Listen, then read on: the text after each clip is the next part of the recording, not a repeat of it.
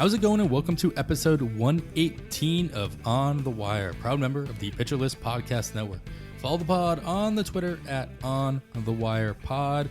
You can follow me at 80grade, that's all spelled out, and you can follow Kevin Hasting at Hasting Kevin.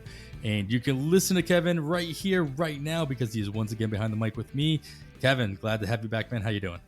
Oh, it's great to be back, doing well, and a lot of exciting baseball going on, and things that are exciting for fantasy baseball, and specifically for what we look into in the FAAB coming up this weekend. Maybe some of the highest bids ever for this time of year with the amount of money people have left. That's the key, right? With the money that people still have left, there's still somebody in every league that has the hammer, right? Every league has that team that either hasn't been paying enough attention, has been missing out on every bid, whatever the reason is. There's somebody in your league that still has 3/4 of their FAAB budget left, like maybe $600, $700 left, even more in some cases, especially in 12 teamers. So somebody will be spending a lot of money. It depends on how much you still got. Maybe you get two guys that we're going to talk about later on, and that'd be quite exciting to see how many teams out there actually get the two top guys, which we're going to lead off pretty quickly here with that. Yeah, I don't think I'm that team in any of my leagues anymore. I would say if you asked me that last year, I would have been, but I have been a lot more aggressive this season. I don't know how you have formed your bidding philosophy, if it's been different this year or not, but I know I am not the hammer in, I don't think, any of my leagues right now. I have it in a couple of spots, and in most of the spots that I have it, the guy that we're really talking about here, Elly De La Cruz, is not available in a couple of the leagues. Of course. He is in another spot or two, and I do have roughly $600 or more in almost every league I'm in. I've been sticking to my guns, even though I have got Tyler Bybee in a couple spots, Logan Allen in a couple of spots. I still have been able to save my money each week in other places, and doing a lot of $1 and $2 bids with long conditional lists in spots some weeks, because I didn't really have to have anything. So I have been able to get in on some of the pitching prospects that have come up and still have more money than I'm hearing a lot of people talk about having left. But I'm not sure that I want to get away from that too much yet either. There's still a long way to go. There's still a long way to go. Yeah, I'm not in that dire straits in any of my leagues. Don't get me wrong. I haven't been that aggressive. I don't have single digits or even less than $100 left in any of my leagues. But I do definitely have one or two leagues where I'm less than 25% left, $250 or less. But I think the majority of my leagues are anywhere between $300 and $500 left in my budget. So that's still plenty of money to play with, especially since almost everybody else in my league is in the same boat as me as well, so playing on even playing fields. All right, well, let's get into it. Like you alluded to, we will get into our news and notes, and the first thing we're going to talk about is the Cincy wave of youth coming up. Obviously, there are still a couple of guys that we're waiting on, but the most recent additions include Andrew Abbott being welcomed to the rotation, and then Elly De La Cruz being welcomed to the left side of the infield in Cincinnati. Abbott made 2 starts this past week, so that's a nice way of introducing. You get lots of eyes on him, get to see lots of innings, bigger sample size before we all put our bids in. He's got combined 11 2/3 innings with 2 wins. Both got the win in both of those starts. 10 strikeouts in that time, 0 earned runs. While De La Cruz has started his Major League Baseball career with a 5-game hit streak in his first 5 games, including his first Major League home run in his second appearance. And he's got 2 stolen bases under his belt, along with 5 runs scored in those 5 games as well. These two, obviously, obviously, correct me if you think I'm wrong here, I don't know why, are going to be the most popular ads this year, or this week on Sunday. Can you imagine either one of them actually getting sent down, especially after the hot starts we've seen? De La Cruz, just throw any kind of cold water here, De La Cruz only finally got the call up due to an injury from Nick Senzel. And some may have argued that Encarnacion Strand might or should have been the one to get called up to play third base, since that's the position we're expecting him to play long-term anyway, that or first base. If there's any kind of health in Cincinnati, Does De La Cruz get sent back down, or does he have too much star power at this point to even consider that? I think as long as anything close to what he's doing thus far continues, he's going to stay. I think the organization at a whole is enjoying this run recently as much as the fan base is. It's been quite some time in Cincinnati. And I heard Eno talking on Rates and Barrels, Sarah said, and he was the one throwing a little cold water. And that cold water, as far as he could get throwing cold water on Ellie De La Cruz, was his floor may be good Javi Baez. Good Javi Baez is a really good floor. Sure. And the ceiling is Fernando Tatis. He was doing player comps, if anybody heard that episode this week. I think we need to be all in on that. And I think the Cincinnati Reds are all in on that. His strikeout rate that is the one thing that we look at and say, okay, this could cause him to struggle a little bit. I think it would have to remain well above 30% and him not do anything in his other plate appearances either. But as long as he is continuing to do what he's doing thus far, especially sliding him over the third base, there was some question about him. How long would it take for him to add third base eligibility for us in leagues where it takes 10 appearances at a position in season? And he's well on his way already in his first week. He had 3 coming into today. I didn't see about today, but he's already getting his starts at third base. So that helps as well. Yeah, I don't see any reason not to at least make a nice attempt at acquiring him for our fantasy teams if we have that option. Yeah. I'm in agreement with De La Cruz. If you had asked me a couple days ago about Abbott, I would have said I'm a little bit more worried about until Abbott. today. Until today. Yeah. Obviously.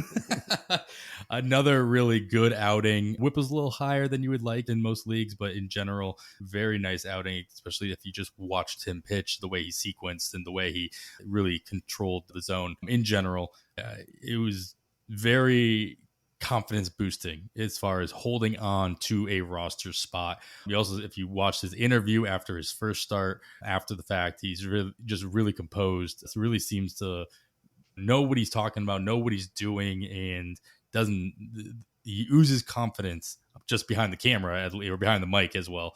There's not a whole lot in the rotation in my mind in Cincinnati that could really knock him out. He is officially, I guess, the number 5 there, but between Ben Lively, Brandon Williamson, Luke Weaver, and obviously Hunter Green's not going anywhere, but these are the guys that are above him in the pecking order, in so to speak, or at least in the order of the rotation. Nick Lodolo's not coming back anytime soon. And then obviously Graham Ashcraft, who deserves to be on the IL for various reasons, is on the IL, and he just got there. So that should be a little bit of time before we see him again as well. We're going to see another $200 to $300 bid on a young starting pitcher, which we've been seeing in every week for the last, what feels like since week 2 of the season.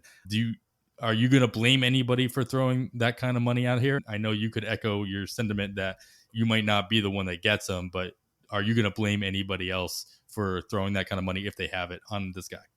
I don't think so, especially if you have been like many of us, certain teams and certain leagues. There's been so many injuries, and there's probably so many more to come, that it puts us in a rough spot. It puts us in a spot where we really need to try and go and get some of these guys, because there's just not anybody else of quality available. As we talked off air before the show, in 15s, finding a starting pitcher, even for a stream, is becoming next to impossible in the deeper leagues. And so I think we're in a rock and a hard place. We have to try to attain guys like this, but we do need to save some money, because we're going to lose more guys, and we're going to need to find just anybody we can to fill in later. That's the key. We are at that time of year. You alluded to it a couple times already, but we are at the time of year, June, going into closer and closer to the All-Star break, where we're going to start seeing pitchers being either shut down, phantom IL stints, actual IL stints of guys that haven't hit the IL yet, but that are, quote, due. And so, yeah, putting that kind of money on a guy like Abbott or anybody who's available in your league right now should be a high consideration, I think, in most cases. Yeah, absolutely. I think many of us are attributing at least some of the uptick in pitching injuries this season to the pitch clock. That has to do with fatigue. And as the season wears on, it may affect more and more pitchers that it has not yet seemed to affect anyway. But there's probably a lot more of these injuries coming. Yeah, fair. There's another option on the wire this year for the first time. AJ Smith-Shawver finally made his MLB debut for Atlanta this past Sunday, just in time for him not to be available for the last FAAB period. Of course, they did call him up to the Major League roster the Tuesday prior. He sat on the roster, on the bench, watching his team play for 5 or 6 days until they finally got him into a relief outing where he went 2 1/3, 3 strikeouts on Sunday. Followed that up with his first major league start for Atlanta, going 5 1/3 with 2 strikeouts just on Friday. And he also has yet to let up an earned run, just like Abbott. So both these guys are going to be available in just about every league. Are you buying the Spencer Strider comparisons that we've been hearing a lot about regarding Smith-Shawver coming in through Atlanta, starting off in the bullpen and then moving his way into a rotation spot, whether his repertoire or his pitch mix is equal to that of Strider? Obviously, it's less of a argument, as we all know who Spencer Strider is at this point. But is his Smith-Shawver's early success, along with those comparisons, enough for you to be bidding just as high on him as you would Abbott, for example? So you nailed it. The comparison is due to we thought he might be in a relief role for a little longer and then move into the rotation. I think that's where the comparisons to Spencer Strider should end. But that matchup this week with Detroit, even if we're not looking past that, we're getting to the point now where even that one start this week at Detroit could be very valuable to us. I don't think the bids will be as high as Abbott's, but there are other issues in Atlanta's rotation. So Smith-Shawver probably will be sticking around for a while, especially if he continues to perform as he has. And with that aforementioned start at Detroit coming up, he should be able to maintain these for at least another week. Yeah, I think the bids will be up there, but not quite as high as Abbott's. Yeah, I agree. I think that basically anybody who misses out on Abbott is going to have Shawver as their conditional bid first in line, and they're just going to be fine. I got a guy I wanted, and I'll be happy with that. I talked to Sarah Sanchez over on her podcast with the FAAB earlier this week, and this was right before it was announced that Shawver was going to be getting a start for Atlanta.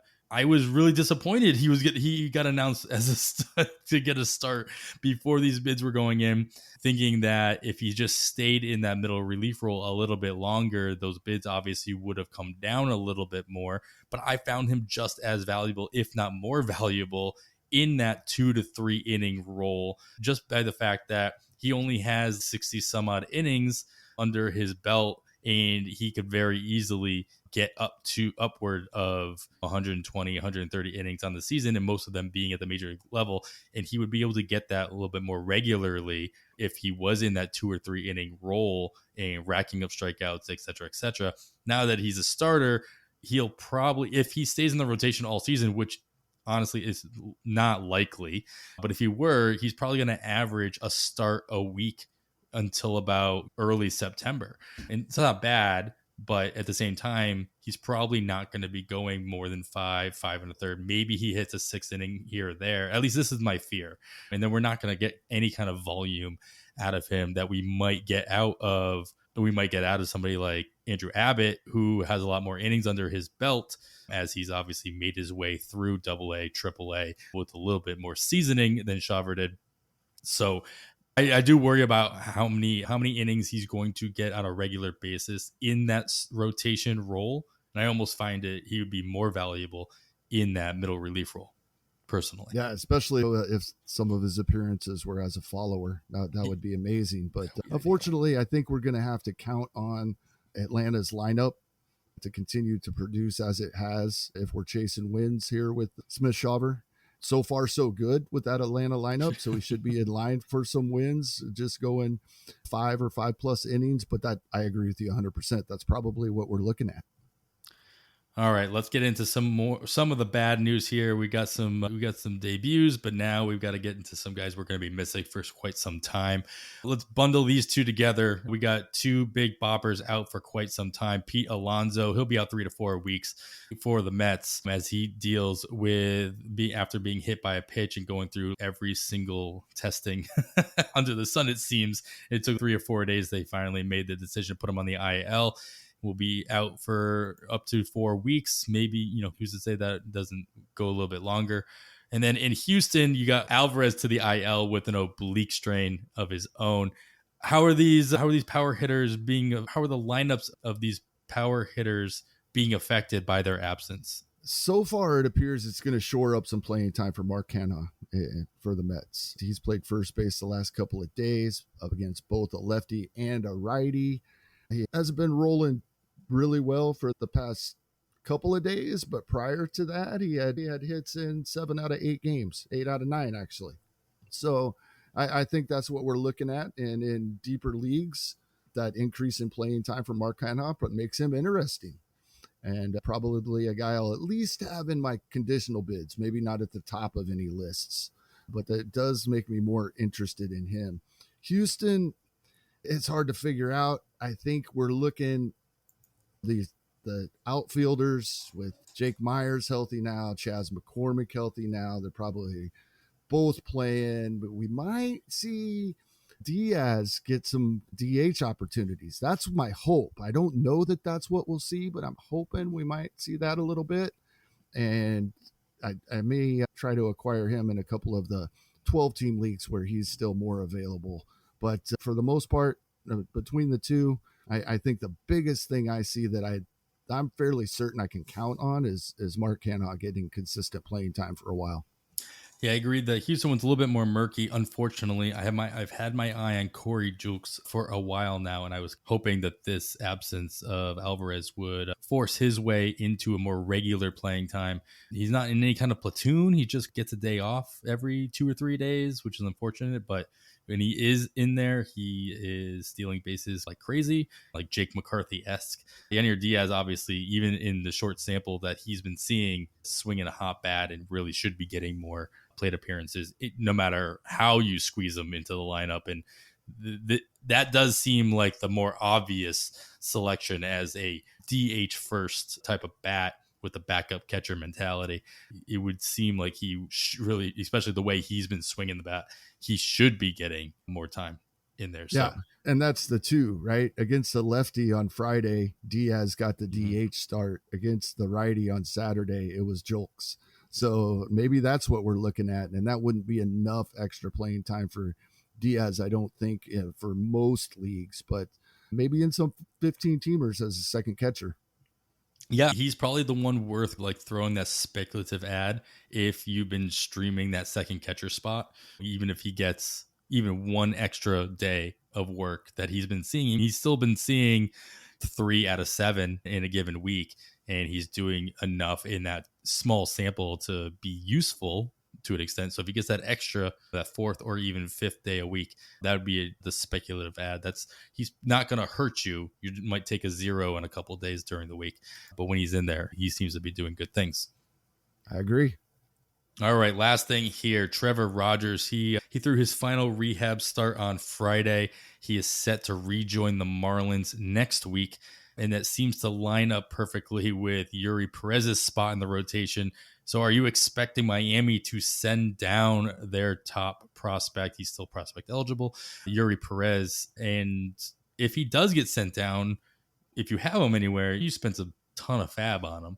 How long can you, and we'll get into some more of these kind of discussions later on in the pod, but how long can you afford to hold Perez on your bench if he does get sent down by the Marlins? Without any of us really knowing, I do think it will be Perez that gets sent down. I think they want to monitor his innings, and with the position there in the standings, they may want to preserve some of those innings for later in the season and possibly even postseason. I know that sounds crazy. We got close with the Marlins last year, and Yeah, it that was was fun. fun. And we may get there again. And he's the type of guy that if you're throwing Alcantara back out there and Luzardo, Edward Cabrera and Braxton Garrett have been really good, at least a majority of the time recently. If you could have a guy like Yuri Perez coming out of the bullpen, that would be phenomenal in late season push for the postseason and in the postseason when you don't need as many starting pitchers. So I think they want to preserve some of his innings, maybe even more than they had planned prior to the season beginning, so that he may be available at that time. And for that reason, I think he probably is the guy to get sent down. As far as holding him, gosh, he would be my last drop in most cases. I'm sure we all have some guys we're waiting to come off the IL. We may have another stash or two that we like a little more. I try not to let what I paid for anybody in FAAB or on draft day have anything to do with my decisions, because it doesn't have anything to do with how they have performed or how they will perform going forward. It's something we really got to try to get out of our heads, in my opinion. But just performance-wise and potential-wise, I think I would hold him as long as I could. But if I got other guys that coming back from injury soon, hopefully, he could be the guy to go. Yeah, I agree. They're going to want to, if there are any inclinations that playoffs are in the Marlins' future, they're going to want to hold some of those innings for later on in the season. And for all those who are thinking like he's still going to throw innings, it's not like he's going on the IL or they're just, if they send him down, he's still going to pitch. Like those innings are still going to exist. Yeah, I mean, that's one way of looking at it. But as Kevin, as you mentioned, it's like the team or the organization can monitor those innings easier in the minors. They can pull him earlier. They can put him in different situations without as much of a microscope going on their decision making. If they were to put Perez out there and pull him after 3 innings in Miami, there's a lot more red flag alarms going off than if they do that in AAA, which actually he has not pitched yet, Right. which is the funny thing about it. The thing I worry about Perez is the innings. Like he threw 77 innings last year. That was the most he had done in a single season. So we're looking at 120 he's tops, already probably. Yeah, I mean, he's already at 60 innings this year.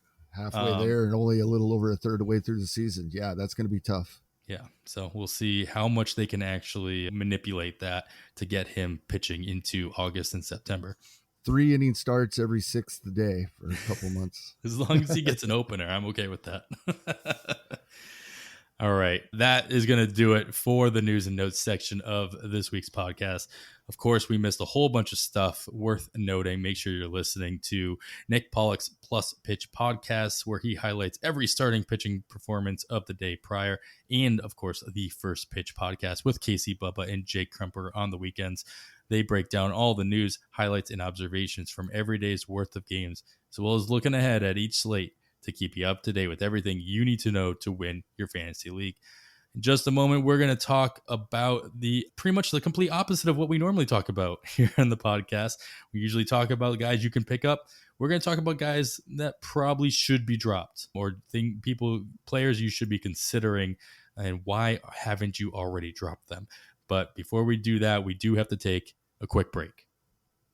All right, we are back. Of course, you're still listening to On the Wire. I am Adam Howe, joined once again by Kevin Hasting, and we talk about, Kevin, I feel like we talk about this a lot. You bring it up a lot, especially in the off season, of things that we're going to either do differently or things that we need to focus on. And that is the idea of having a stronger trigger finger when it comes to dropping players when you need to drop them, and not holding on to them too long regarding whether you just have affinity toward the player, they're just a good person, or they've done good things for you in the past, or you paid a high price for them in your draft. Whatever the case may be, there are definitely players on every roster, on most rosters, that probably get held onto a little bit too long, or they stick around they're doing more harm than good because you're just hoping they're going to turn it around, or you have affinity to them, or whatever the case may be. So what I wanted to talk to you about is just that idea of have is are we people I don't know where this originated from, to be honest, but like the idea that I think the adage is like you have to wait a week into the season to drop a guy that you drafted in the bottom like couple rounds of the draft, and every week that goes by the next round up becomes droppable. I don't know how much you buy into that aspect, but we got a point in the draft, like we're into the season, we're 12 or 13 weeks in, where anybody should be droppable regardless of where you drafted them.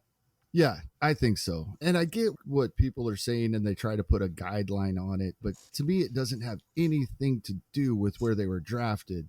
It's just the correlation between where guys were drafted and what we expect from them, what their projections might be. And the guys drafted earlier and for higher dollar amounts in auction leagues are the guys with more proven track records typically. So we're going to give them a little longer leash when things aren't going right. As far as draft cost, I tried not to think about it at all. Shouldn't mean a thing. It doesn't do me any good to leave somebody in my lineup and continue to butcher my ratios or not give me any counting stats, regardless of how much I spent on them on draft day. Do you think that disservice that you're doing to your team that I alluded to, you just mentioned again, keeping them in your, not only on your roster, but possibly on your active roster, on your starting lineup, it's doing more of a disservice in a 15 team or in a deeper league, of course, because it's harder to come back from that, and the pool on the free agent market is not as plentiful. But are you doing enough damage in a 12 team or in a shallower league that you feel I've got to be more aggressive in those cases because I can't come back from that? I think you're doing more damage in a 12 team league because there probably is somebody available for you and has been for the last however long you've been waiting and leaving these guys in your lineup.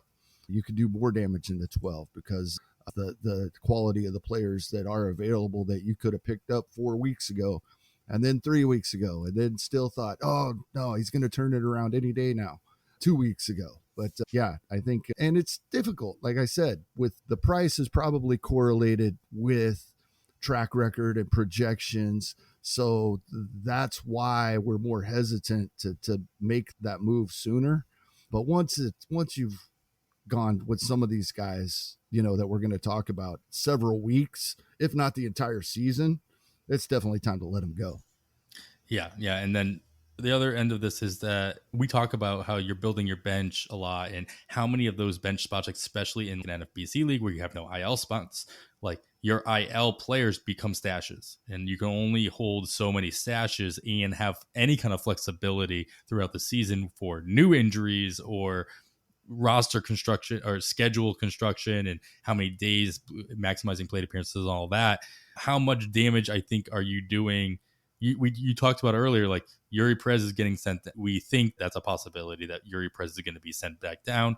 How long can you hold him? And you said he would be your last drop. But at the same time, what does that really mean? Like your last drop, how many ILs do you have to have? How many other stashes do you have to have on your bench? You got 7 spots in order for that last drop to be a thing. Yeah, I've gotten to the point where I used to have mostly in the NFBC style leagues with no IL, most of my bench used to be pitchers. And I realized that I was doing myself a disservice in that aspect because I can change hitters out on Friday. And if I get an injury in the first half of the week, I need to have guys available to make that change. At the same time, we talked all off season and early season this season about wanting to have bench streamers on our pitching staff and not be having to look for them on the waiver wire each week. So we want to have room for a couple of those guys. So if you're covering all your bases, you really only have 1 or 2 spots. And then you're down to, if you got a guy on the IL that you definitely don't want to drop, we really believe he's going to come back soon and he'll be himself when he does come back. And then he's taking up that spot. When I say he would be my last drop with a guy, with someone like Yuri Perez, that may mean that I need to make 2 moves that week in order to start the week with a full lineup, or a full lineup that I'm comfortable with. That last drop could be the first or second drop in some cases. So yeah, it's just tricky. And I know we try to avoid saying this because you can say it about absolutely everything we talk about, but it really depends on each specific team and league. Yeah, it's true. I talk a lot about how I like to have a structure to my bench and X amount of this, X amount of that. But I know I have at least one team where I've got 6 pitchers and 1 hitter on that, just because that's what, like, my hitting, my lineup has been solid. The players that are in there have been, knock on wood, healthy pretty much all season. I haven't had to do a lot of moving. So I've had the flexibility of having that kind of bench in that one league where I can have those team streamers sitting there waiting. If I want to try my hand at an extra save here or there, I've got a reliever on there. So when I say I have 6 pitchers, they're not all starters, but if I want to go starter heavy, I can do that. If I want to put 4 relievers in there, I can do that as well. But that's not the case for most of my leagues. You're right. Of course, it depends. In a couple of spots, I'm getting lucky. I had guys taking up those spots where Tyler Glasnow, Tristan McKenzie, guys that we're seeing get back in their rotations now. And then that frees up guys that I had been using that I may not want to keep. I have easier drops to make now, but that's not in very many places.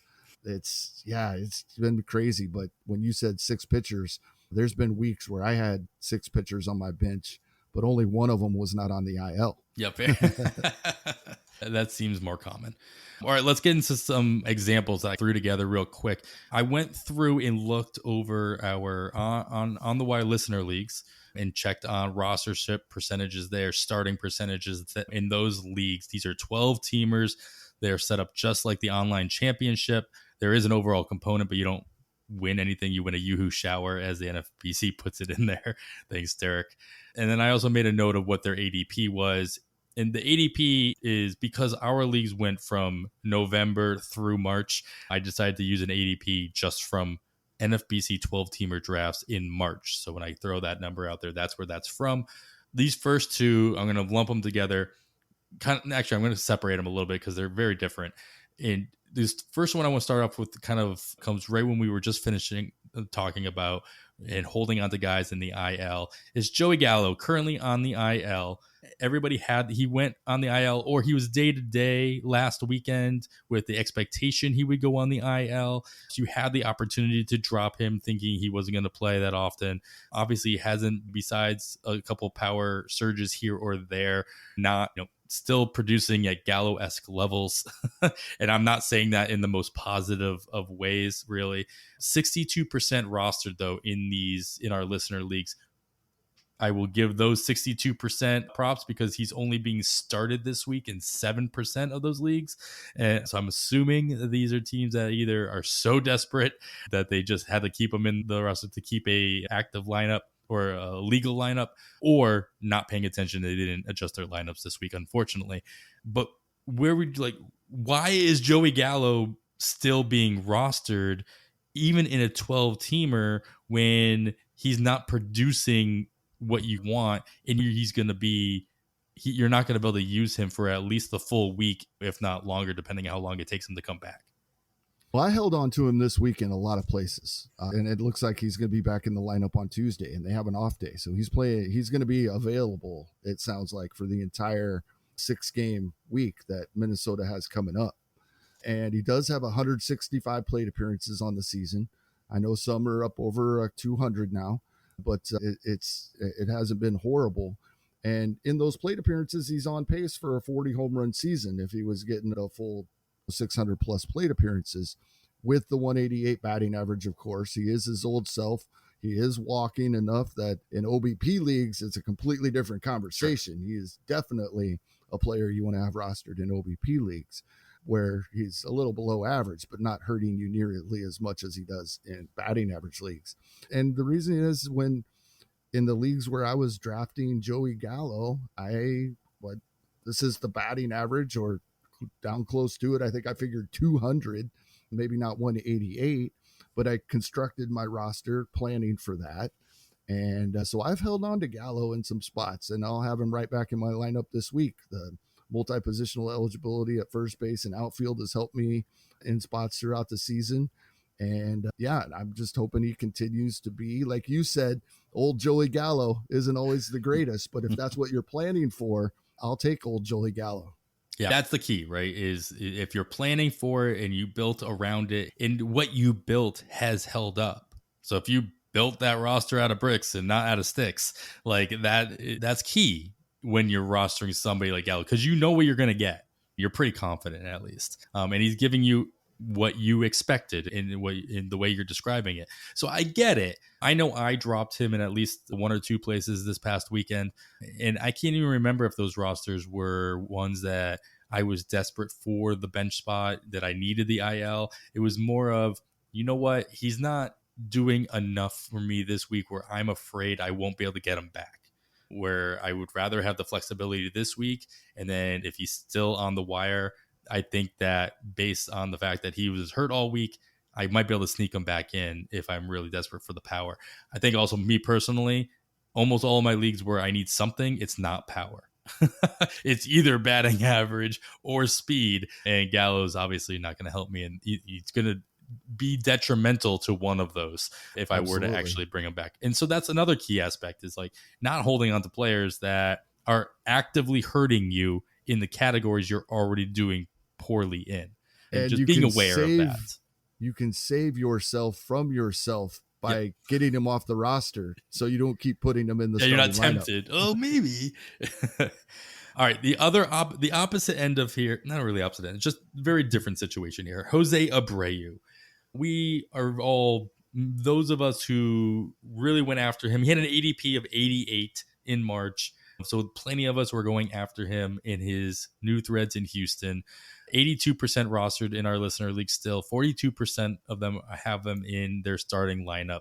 We all know his struggles. We all know, I'm not even going to go through his season-long stat line. Is he actually, for the 42% that are still starting him in our listener leagues, is he doing more harm than good? Simple as that. Even in this week, is there any signs that you can tell that he still has a chance to become valuable again? And are people just holding on to him based on name recognition and or ADP? Yep. Yes, all of that.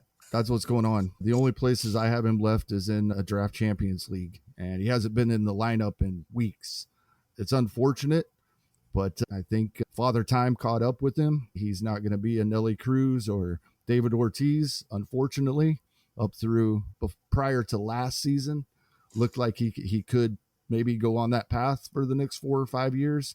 Unfortunately, last season and this season, that has not been the case. And I would have to see huge changes before I'd even be interested in seeing if he was available to pick back up. Yeah, it'd be interesting. I know he's done well in the last 2 days. I think he's got a home run in each of the last 2 days. It'll be interesting to see in those leagues where people were more aggressive and they were like, no, you're doing more harm than good, I'm dropping him, to see how much people buy back in on the bidding for FAAB with somebody like Jose Abreu. All right, two guys here I want to lump together, and they're pretty much completely the opposite of each other, though they were drafted very close to each other. Brian Hayes at 171 and Javi Baez at 176 in March. Brian Hayes, last 4 weeks, he's had 93 plate appearances, playing pretty much every day. In that time, though, he's got just 3 home runs, 1 stolen base, 20 strikeouts to 1 walk. So that's quite the difference. But he's hitting 304 with a 313 expected average.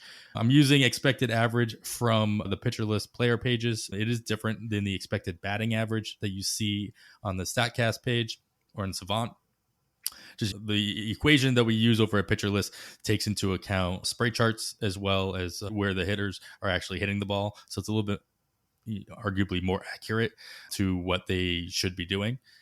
But he's batting 5th or 6th for Pittsburgh every single day. He's got a nice little hitting streak as of recently. He started since May 31st. He's got 34 plate appearances, 2 home runs, that 1 stolen base came that time.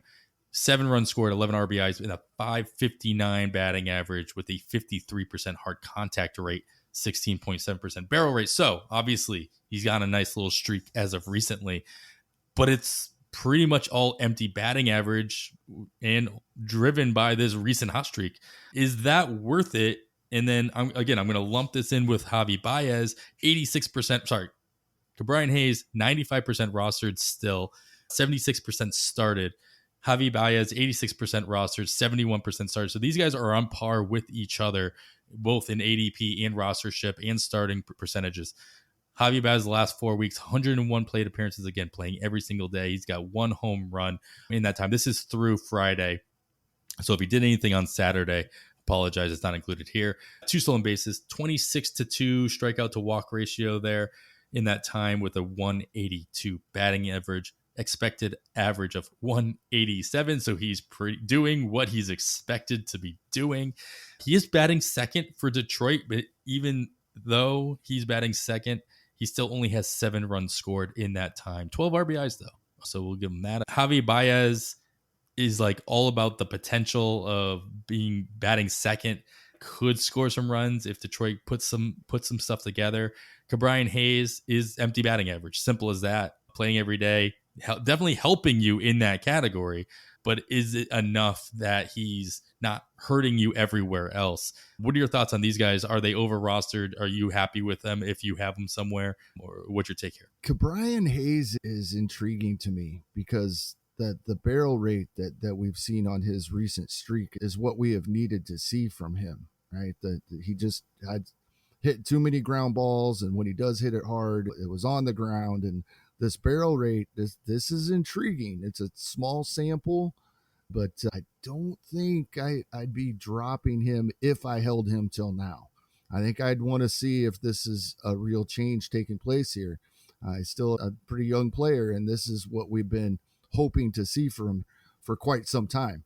I seen definitely the argument a week or two ago that maybe you already dropped him, and I wouldn't blame anyone one bit for doing that. Then it was empty batting average, as you say, for most of the season. But what we've seen over the last couple of weeks, I think I'd want to see if this can stick. Maybe not in my starting lineup, but maybe you're like we were talking earlier. If you're going to hold him on your team, maybe you have to get him into your starting lineup to have room for him. And I could see that even in a 12 right now, the way he's rolling, right? This is the kind of guy that in a 12-team league we wanted to pick up 2 weeks ago if he was available. So you ride it out for a little longer and see if these changes stick, I think. Baez, yep, it's all potential. I've been a fan. I'm a fan of players like Javi Baez, Adolis Garcia, right? I mean, sometimes we see these huge strikeout rates. We know the potential for this 182 batting average is there, but for long periods of time, they performed better than that in spite of the high strikeout rates. So we've always known this was possible with Javier Baez. What my inclination is, once the performing in spite of the strikeout rate goes away, and if you've seen him play, he's completely guessing up there at the plate, right? He's swinging at sliders that are 4 feet outside. He's guessing that fastball is coming if you've seen him play. And that's not good for a player that is still relatively young. He's been around quite some time, but usually we see guys start guessing when they slow down quite a bit. And I wouldn't think his bat speed has slowed down that much yet. So it's a troubling sign. And I've been a big supporter of Baez. I myself have held on to him too long in some places. I think I got rid of him in most spots, but I probably still have a 12-team. I'm probably still rostering him on a 12-team league or two. And that's been a mistake. It's time to let him go, I think. Yeah, that's probably fair. Yeah, strikeout rate is actually not terrible this year. He's under 21% on the season.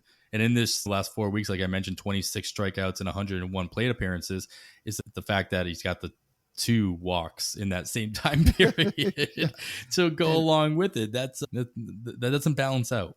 And like I said, with them being in the AL Central and me being a Royals fan, I see the Tigers play fairly often and get to see his at-bats, and he just doesn't look like he has any idea what he's doing at the plate in many of those occasions. Fair. Yeah, it's interesting because if you take away the name, take away the picture, and you just see what's going on, obviously there's not somebody that you would consider putting FAAB dollars on, but that he's batting second and on an everyday basis, he has dual eligibility in some cases. You find that all those things interesting, as easily those would be things that we would make arguments for. But on top of that, you have to look deeper and see how much harm he's actually doing. That volume, we talked about this in the offseason, the volume can be more detrimental in certain cases than it can be helpful as Right. well. And Detroit, we of course the AL Central 500 or below probably wins that division, but they were up to second place. They were winning a few ball games. It was easy to think, oh, the lineup's performing better. No, that it isn't. And when I was sorting by the last couple of weeks, team statistics earlier today, they're still at the bottom on most searches you do. The lineup as a whole is not performing. In that case, being second in their lineup every day with that batting average isn't even getting us the runs that we would expect, as you pointed out earlier. All right, last two guys I want to talk about. These guys they've been fabbed in most leagues in the last couple weeks. We got Casey Schmidt in San Francisco, still 82% rostered in our listener leagues, 46% in the starting lineup. And then Christopher Morel for the Cubs, 96% rostered, still 45% in the starting lineup. So really close in both rostership and definitely in starting percentages here, at least in our listener leagues. Schmidt, obviously, actually, both these guys, they started strong. Schmidt, though, tailed off in the last 3 weeks in 67 plate appearances, 14 strikeouts to 1 walk, 22.4% hard contact rate. To put that into perspective, the MLB average is about 26.5% in the hard contact rate. So well below average in that range. Has not hit a home run in the last 3 weeks. 2 stolen bases, though. He is regularly batting in the bottom third of the San Francisco Giants batting order, where Morel, we all know how hot he started. He was the second coming in the first 13 games. He had a 13-game hitting streak. Since that hitting streak ended, starting May 25th, he's had 33 plate appearances. In that time, he's collected 1 hit in that time frame, 10 strikeouts to 5 walks. So not as striking of a ratio there as the other guys we've talked about, but still. Do you trust either one of these guys, who are still both Morel less, but like Schmidt is still playing pretty regularly for the Giants? Morel has petered off for the Cubs as far as playing time goes, but you trust either of these guys to turn it around? Or should these guys just have been considered streamers for what they were producing? And 96% of you guys, what are you doing still holding on to Christopher Morel, for example? Yeah, it's tough when we're so good for several days, right? Not just a couple of days. Makes it really tough. I think Schmidt is losing playing time as well. He's played 3 games so far this week. The Giants were facing righties all week. He probably will play against lefties and then some righties. The way the Giants do things, though, if you're already a part-time player and then start struggling, I'm cutting bait when you're with the Giants, because you're already not getting full-time at bats. And I've made the case that guys that don't necessarily need full-time at bats as long as they're quality at bats, and the quality is went away. Fortunately, I didn't have him anywhere to begin with, so I didn't have to make this decision. So it's easy for me to say this, but I really honestly believe that's where I'd be. Morel's a little tougher. Yeah, he's lost some playing time recently, but we know he's streaky. And so that's what we're signing up for when we get a guy like Morel. I don't think I can comfortably put him in my lineup this coming week, but he's one of those guys that unless I really need that spot, I may try to hold him a little longer and see if he gets the Cubs. When you look at the Cubs lineups over the past week, only 2 guys have played every day. Ian Happ and Dansby Swanson. So now the Cubs, are they becoming one of those teams we have to worry about this with? The Rays, of course, the Giants. We got to start worrying about the Cubs as well, getting playing time, except for the couple of guys. But with Morel, it's tough. No, because we know he's streaky. So if he's a guy that if you drop him, he is getting picked up immediately. You probably don't have a chance unless you pick him up the very next week after you drop him. Somebody's going to take the chance. Yeah, the streaky guys, man. I hear this. We hear this all the time, and of course, you just mentioned it. It's hard to get rid of because when he goes on a tear, he can continue to go on a tear, and that's just what his profile is. And I think everybody was warning of this happening sooner rather than later, even after such a strong start. And obviously, he was tearing up the minors before getting the call this year as well. But you can't. It's so hard to predict when that streak's going to start, and he's 1 for 31 hit in 33 of his last plate appearances.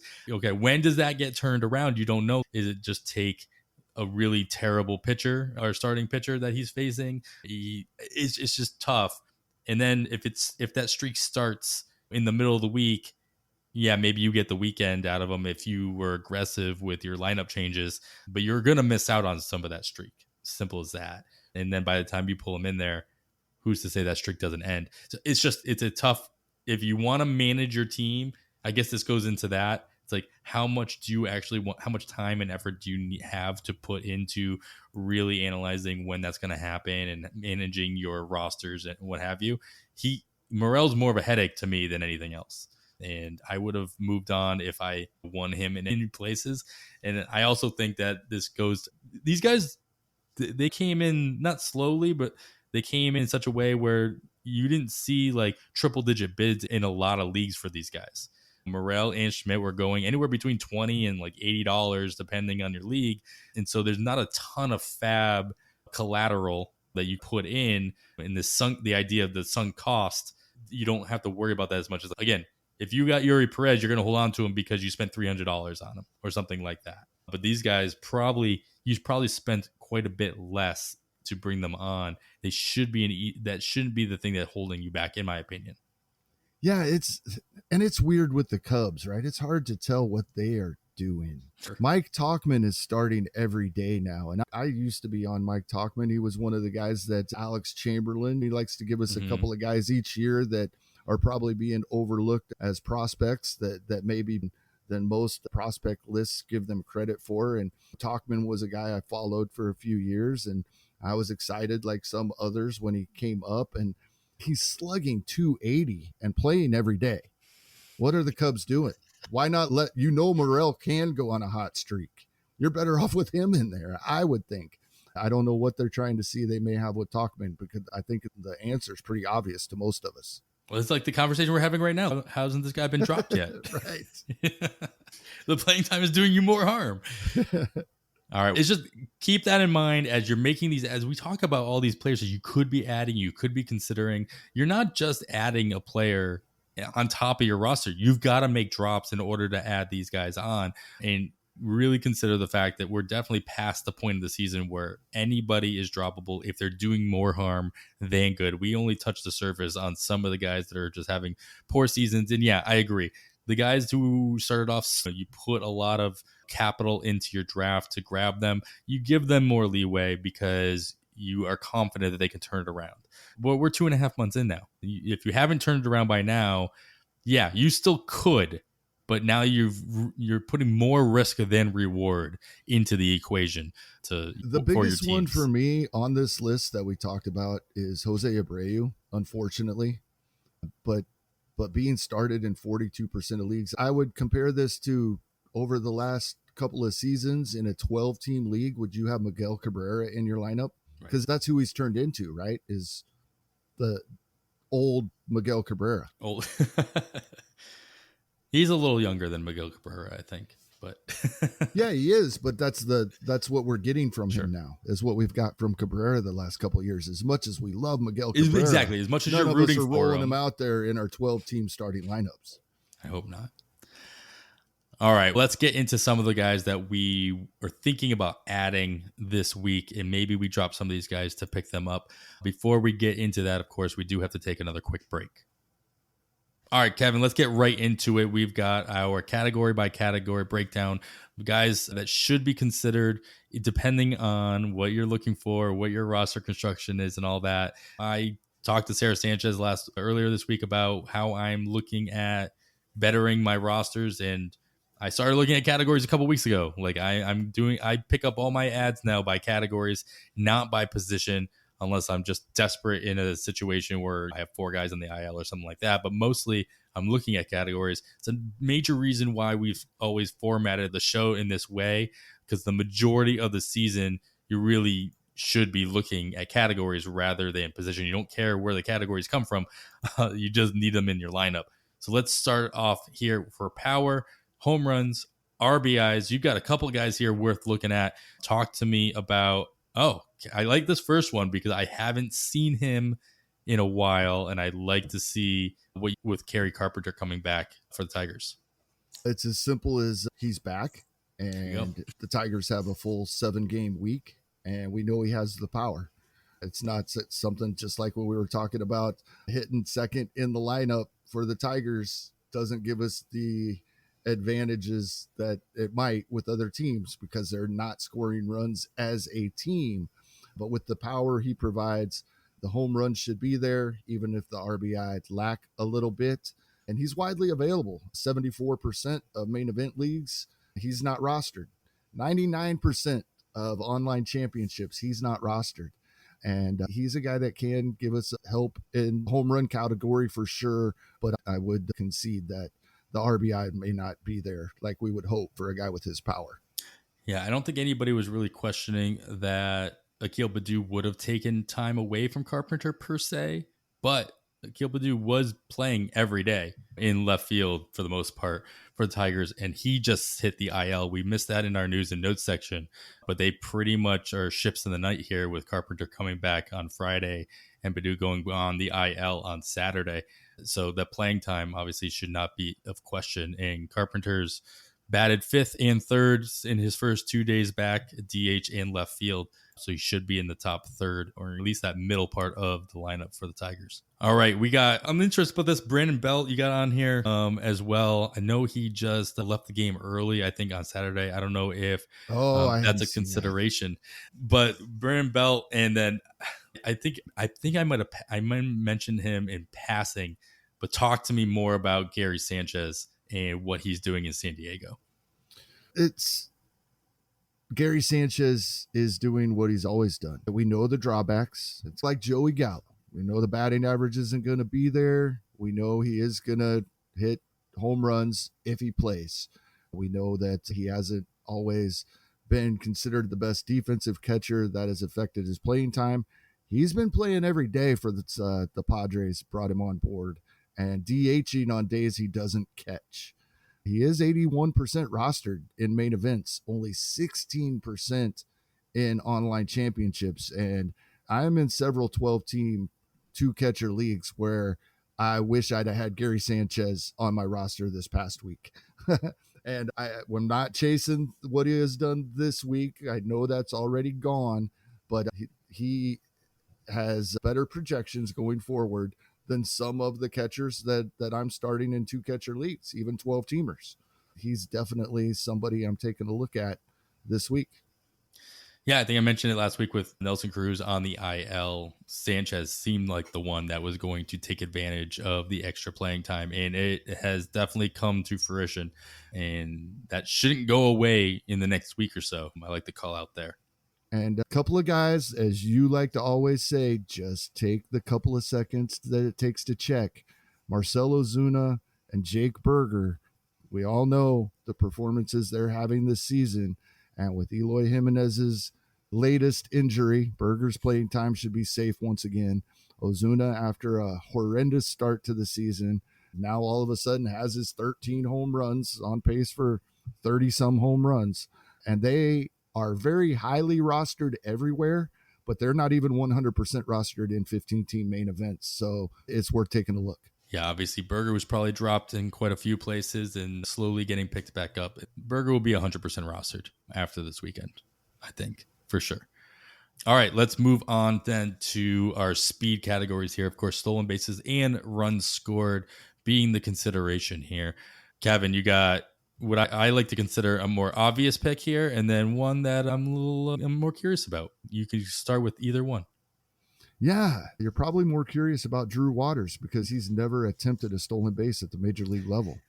He did steal bases in the minor leagues. Mm-hmm. The Royals, I've noticed over the past couple of seasons, guys that are known for stealing bases in the minor leagues, they don't start attempting stolen bases at the major league level until they start hitting.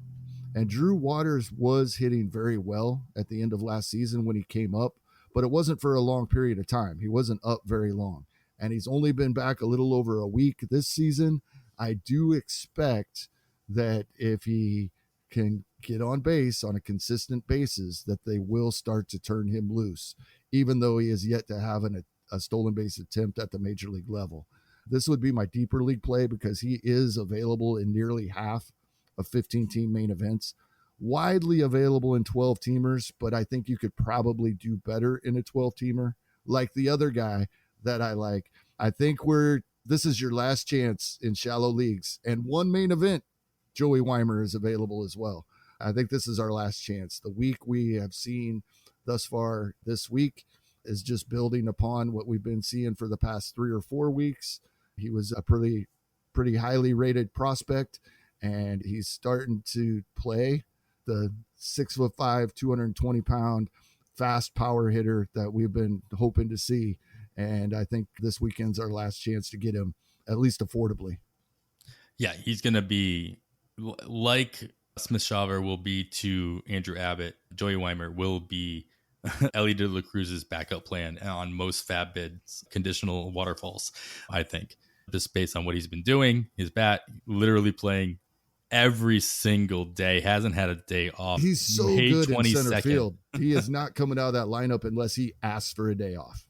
Yeah, now we just need to see him move up in the lineup. He did bat 5th the other day, but mostly batting 7th or 9th, the bottom third of that order in Milwaukee. But if he keeps hitting, doing what he's doing. Unfortunately, the Brewers, I believe, are one of the teams with 2 games the first half this week for NFBC formats. Yep, they are one of the teams that only have the 5 games. So you probably aren't starting him in the first half of your lineup, but you'll still get the full weekend after the fact. All right, speaking of which, let's get into some guys that might have a good opportunity as opposed to Joey Weimer.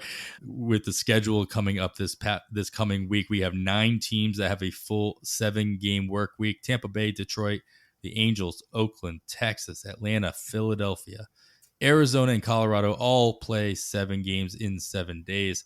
There are 3 teams that have 2 off days, including the aforementioned Milwaukee Brewers, New York Mets, and the New York Yankees. So not a lot of baseball happening in or around New York City, which would have worked out a little bit nicer if it happened a couple days ago where they were getting smoked out in general.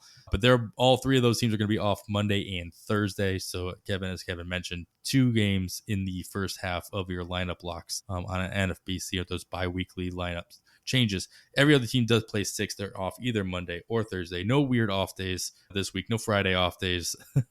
No back-to-back Wednesday, Thursday off days or anything like that. Colorado, as we tend to track, they are away all week after being home all of last week. They got 10 straight away games starting this week. They're playing 3 in Boston and 4 in Atlanta. They do have 7. They are one of the teams that have 7 games, but they're all on the road. Cincinnati is also on the road, so they will leave Great American Small Park empty all week long as the Reds travel to Kansas City and Houston for 3 games each at each location. With all that in mind, and anything else you want to consider, Kevin, who looks like they might have a good opportunity ahead of themselves for the next week or so? Will Brennan for the Cleveland Guardians has been playing versus both left-handed and right-handed starters recently. That's the opportunity I see here. I am certain it's because that he had been sitting some is why he was only 59% rostered in the 15-team main events. I'm certain that's why he's only 6% rostered in the 12-team leagues, the online championships, but he has been playing every day recently. And Cleveland as a team, right? We know that how bad they have been offensively. So we were just talking about the Tigers, and that really cuts down on your opportunities for runs and RBI based on how the entire lineup is performing. But Cleveland has been much better recently over the past week. I know that's a small sample, but when I'm taking all of the plate appearances for the higher team, I do put a little weight into that. It is encouraging. They're 6th in baseball over the past week in team weighted runs created plus. So the team as a whole performing better. We should see some runs and RBIs with Will Brennan in the lineup every day. In deep leagues, This is only a deep league play. And he's rostered in 26% of main events. I'm not saying we want to run out and grab the number 9 hitter for the Washington Nationals in 12-team leagues, but Alex Call is getting on base, scoring some runs, and driving in some runs. He's not going to get you a ton of home runs. He's not going to get you stolen bases either. But when in the deeper leagues, when we say we're looking for plate appearances, what we're really looking for is some counting stats, and he has been scoring multiple runs and driving in multiple runs most weeks. So he is helping with the plate appearances he's getting in at least a couple of categories for the deeper leagues. Yeah, it's fair. It's good to have those deep league options that, as you mentioned, this stark difference, obviously 1% rostered in online championships versus 26. It's not as big of a difference as we've seen in the past with other players, but there's usually a reason for that 1%. This isn't a risk you really need to be taking in such a shallow league when there are other options. He could be on your conditional bids. He could be 5 or 6 players down if you really need that. Yeah, if you don't feel like listing 25 players and you put him about 6th because that's all you want to spend the time doing, you'll get him. Yeah, there you go. Yeah, you don't have to bother. All right, let's move on to the pitching categories here, and touched on it a little bit earlier in the show. This is a tough one. This is a tough one this week, and it's going to be a tough one as we continue to move on throughout this season. We're going to start off with our counting cats here, wins and strikeouts. Kevin, you only got one name on here because that's really where we're at here. Talk to me about your option here. We have the new guys that have entered the player pool, right? So we know we have Abbott and if you've got the money, the money, but 15 teams, it's rough. The guy I listed is 96% rostered in the main event, but he has pitched well recently, and he's only, I believe, 42% rostered in the 12 team. Yeah, only 42% in online championships, and that's Griffin Canning. And as bad as the Royals offense has been, they're even worse against right-handed pitching. And Griffin Canning going to Kansas City this week is an easy stream for me, even in 12-team leagues, and most definitely in the handful of 15-team leagues where he's available. But in those 15-team leagues, I think we're looking at, like we talk about a lot, we're looking at middle relievers if we need pitching help and don't have the money to go after a guy like Abbott this week. Yeah, I'm with you on that one. Find those situations where you look like a team could be doing a bullpen game, or they're just really heavy on their bullpen in general. Guy that doesn't pitch on Saturday or Sunday, giving you the opportunity to pitch 3, maybe 4 in the week just to get him some innings, give him more opportunity to vulture a win in the right situations. That would be where I'd be going as well. We'll go into our ratios, which is where we typically see some middle relievers or relievers in general being discussed here. I got a couple guys here that could be chipping away at your ERA whip, or at the very least helping you tread water, because as we all know, these ratios, both ERA and whip, and of course also batting average on the hitting side, are the categories in which not only can you move up in the standing because you're doing well, but your opponents can actually come back to you if they have a blow up here or there. Give me some pitchers that I might be considering as far as strictly looking at ratios. Yeah, I like the matchups for Yonny Chirinos this week. I definitely like one of them. The other one is getting a little fuzzier by the day as the Padres lineup continues to get healthy and start to perform a little bit. But Chirinos has been great this year. He's not going to give you strikeouts, and there's a really good chance he won't go long enough to qualify for the win. However, the last 2 starts he has made, or the last 2 starts he has made, he went over 5 innings. As he's come in as a follower, he's gone 3, 4, 5 innings. That's why I used him in the ratios category, not wins and Ks. And the Ks won't be there. Only 15 strikeouts and over 34 innings on the season. But his ratios have been great. And he does get more innings than most guys like this, so those ratios can help us more. So I like him getting 2 what appear to be starts this week, Of course, we'd like it a little better if he was the second guy coming in. Yep. But either way, I could see Chirinos being in my lineups this week, where especially the 15 teamers, like we talked, there's not any starters available in most 15 team leagues where we might absolutely need a pitcher this week. This is definitely I would be looking at. Yeah, and with the two starts being lined up, it's still nice to know that even a guy like Trinas, who if he only goes 4 innings, if he does go over 5, like you said, in those two, he could volume his way into being relevant in the strikeout category, even if he doesn't qualify for those wins. So that's an added in that respect. Let's not forget, like you said, he's got the first matchup. It seems really nice against Oakland, and then at San Diego at the end of over the weekend probably on Sunday. Oakland, as Adrian Hauser reminded us, is a Major League Baseball team. Yeah, and they've been winning some games. They've been winning games. Adrian Hauser not doing himself any favors in that and giving them all the props, but yeah, they are a major league team. They are 500, I think, in the last 10 days or something like that. So there are a few other teams who can't quite say that. Oakland A's turning things around. So just be wary. Yeah, absolutely. And Tyler Rogers is doing his thing for the Giants, right? The ratios are great. They've been even better recently than the overall numbers. He had a pretty bad stretch there for a handful of games at the end of April. He's only been going 1 inning at a shot, but he can go multiple innings and has this season. Maybe that's something they figured out that they needed to do, but he did go multiple innings on a couple occasions after the rough outing. He hasn't given up an earned run since April 30th. And I missed one. He gave up one on May 14th, but he's got 10 appearances since then without giving up an earned run, more than an inning on a couple of those occasions. And once in a while, he'll get you a strikeout or two. It's not something we're really looking at from him. And as the Giants, the way they play their games, the way they play matchups, he doesn't have any yet, but this is the type of guy that I could see running into an accidental win for us at some point as well. All right, nice. Let's move into purely relievers here with our saves category.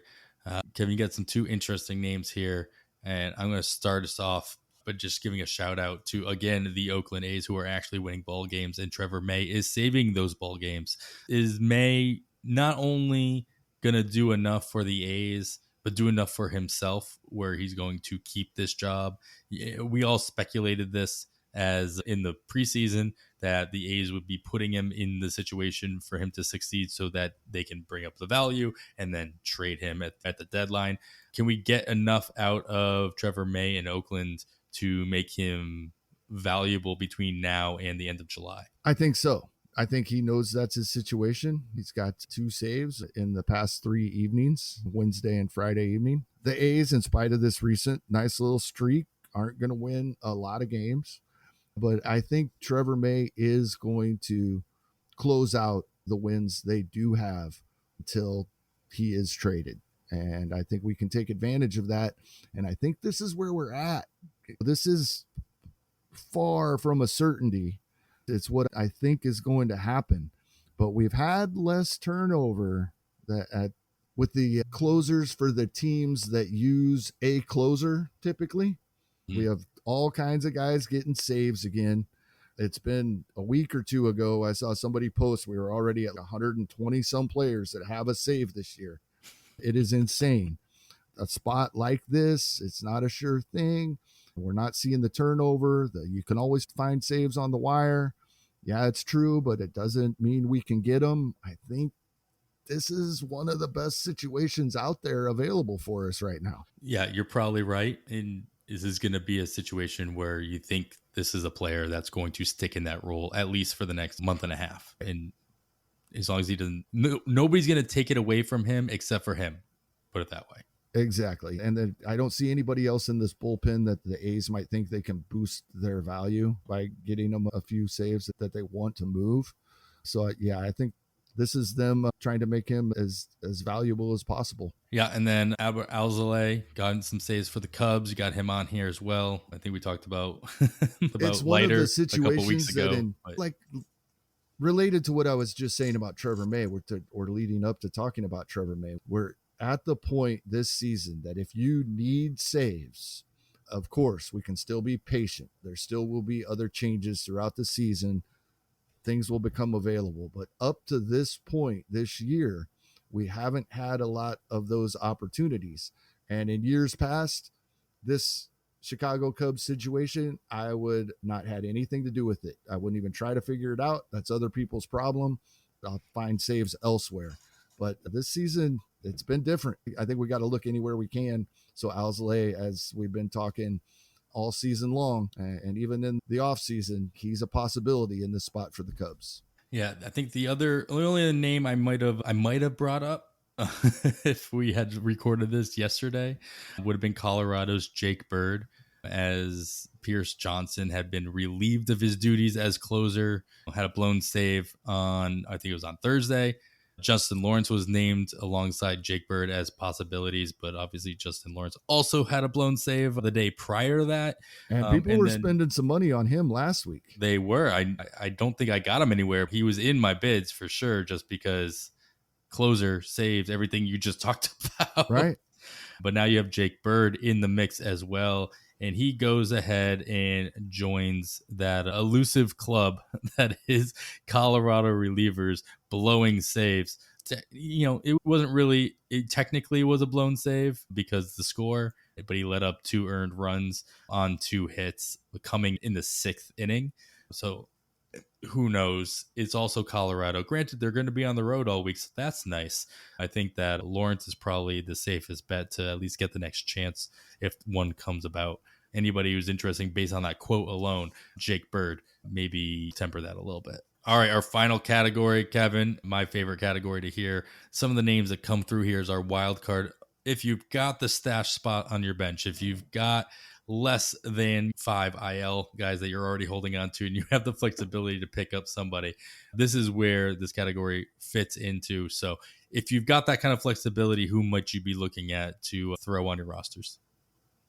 I think we're getting close enough to the time that, as everything looks right now, if things continue to go as well as they have for Trevor Story, the reports are we still won't see him until July, in spite of how well things are going with his rehab. He is hitting, he has throwing. I don't think he's throwing full strength yet, but he's getting there. But July is only 3 weeks away.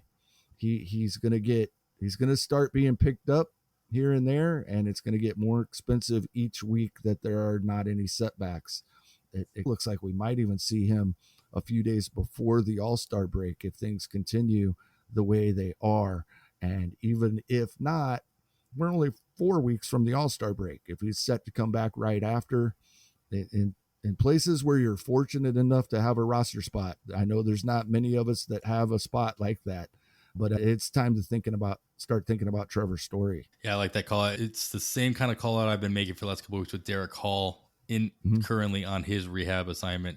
Got moved over to AAA as well. If you're looking for power in Philadelphia, he could be coming back to form sooner rather than later. I did like the quote about Story that Cora said that there is a possibility they bring him back as a DH prior to have him play shortstop. I had some negotiations for Trevor Story in my home dynasty league because I was looking for a future second baseman. And when Cora came out and said he'd be playing shortstop, when he came back, I'm like, all right, no more. I don't need this conversation to happen anymore. I just need a second baseman. So it's good to know that they still have the confidence in him to play that position. But from a fantasy perspective, yeah, I like the fact that he's willing to bring him back a little bit early, as long as it's not going to hurt his long-term status as a DH, just to get his bat in the lineup and see what he's got. I like that call out a lot. Kevin, I saved this section for you. I don't take, when you're not here, it doesn't happen. So I'm glad you're here. Give me any kind of final thoughts you might have, especially as we enter mid-June of the 2023 season. Yeah, I think that's exactly mid-June. That's exactly the point. I think we still need to be patient. We're approaching the halfway point, but I think it's different than most years. We often hear about people for years have said I really start paying attention and don't really make moves. I let my players tell me who they are until Memorial Day. And I've been of the opinion, no, that's waiting too long. And I'm not necessarily saying be patient with players that are underperforming. We talked about that earlier in the show, but I'm talking about be patient with our teams. I think there's going to be more movement in league standings this year from here going forward than there typically is due to all the injuries we've had. We have people coming back from injury, and I think we're going to have a lot more injuries. I think it's going to continue. So there's going to be more movement in the standings from here going forward than we see or have seen in years past. So be patient with your teams. Keep working at it. Keep turning them over. And that's why I don't think I would use my entire hammer on a guy like Ellie De La Cruz. I think if you've been budgeting your money and turning your roster over each week, I think it's going to be advantageous to be able to continue to do that the rest of the season, in spite of how good Ellie De La Cruz could be for us. Yeah, I like how that's a good bookend to the whole episode as we start and end with him. Yeah, that's the way it's going to be for quite some time, I think. All right, guys, well, that is going to sum it all up and wrap it up for episode 118 of On the Wire. Follow me at 80 grade. That's all spelled out. You can follow Kevin at Hasting Kevin. Of course, follow the pod itself at On the Wire Pod. After all that, I am Adam Howe on behalf of Kevin Hastings. Thanks for listening. We bid you goodbye.